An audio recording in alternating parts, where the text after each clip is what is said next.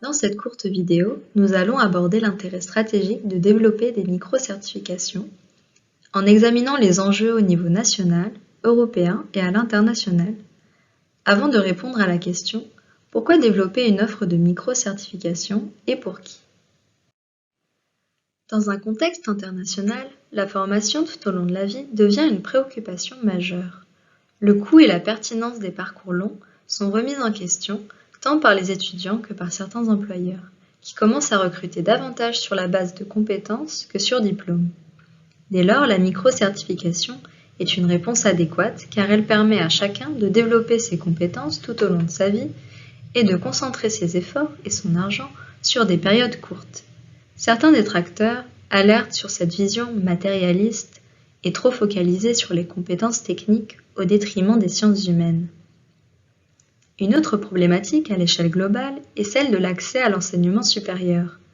Adossées aux dispositifs d'accès comme la validation des acquis et de l'expérience, VAE, les micro-certifications ont aussi leur rôle à jouer pour permettre au public avec des parcours atypiques de valoriser leurs compétences et ainsi faciliter leur accès à un diplôme du supérieur. Au niveau européen, les politiques éducatives actuelles visent à répondre davantage aux besoins du marché du travail afin de combler ce qui s'appelle le skills gap ou pénurie de compétences. L'Europe soutient depuis longtemps la mobilité étudiante. En consignant chaque acquis sous forme de compétences alignées sur des référentiels reconnus, à la fois par les établissements d'enseignement supérieur et par les employeurs, les micro-certifications facilitent ainsi la reconnaissance des compétences, la mobilité et l'employabilité. Preuve de sa volonté de soutenir l'ensemble de ce processus, la Commission européenne développe une solution technique intégrée pour concevoir, émettre, authentifier et partager les micro-certifications sous forme de certificats numériques. Enfin, en France, ce travail sur la reconnaissance des compétences se matérialise par l'organisation des diplômes nationaux sous forme de blocs de compétences et le référencement au RNCP, le Répertoire national des certifications professionnelles. La micro-certification, avec son accent sur la validation et la reconnaissance des compétences, contribue à rendre cette démarche opérationnelle et ouvre d'excellentes perspectives de développement d'une offre modulable autour de ces fameux blocs de compétences. Tout est donc en place d'un point de vue politique et même technique pour la mise en œuvre des micro-certifications. Mettons-nous dans la peau d'une présidente d'université, d'une VP formation ou d'une directrice d'IAE ou d'école de management. Il faut commencer par se poser des questions stratégiques. Qu'est-ce que le développement d'une offre de micro-certification va apporter à mon établissement ou à ma structure? Quels seront les bénéfices pour les étudiants, pour les employeurs, pour la société en général? Un établissement, IAE ou école, souhaitera peut-être enrichir son offre de formation en proposant des formations courtes, en certifiant les compétences transversales ou en développant rapidement une réponse face aux besoins émergents.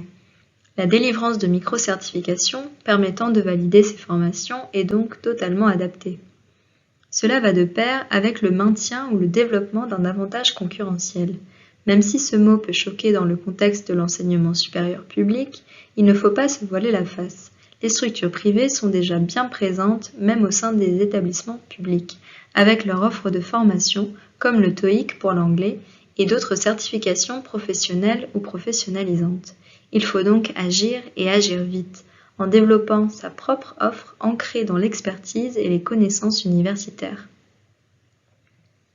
On peut aussi envisager les micro-certifications comme un moyen d'améliorer l'accès à l'enseignement supérieur, par exemple en définissant et en validant des prérequis ou en intégrant la reconnaissance de micro-certifications dans les processus de VAE, validation des acquis et de l'expérience. C'est aussi un gain de temps énorme pour les équipes pédagogiques. Enfin, pour les étudiants, une validation de compétences, par exemple les soft skills, via une micro-certification, renforcera leur employabilité et donc leur chance de s'intégrer rapidement sur le marché du travail. Ce ne sont que quelques exemples de raisons stratégiques pour que des établissements développent des micro-certifications. À vous d'en imaginer d'autres en fonction de votre contexte.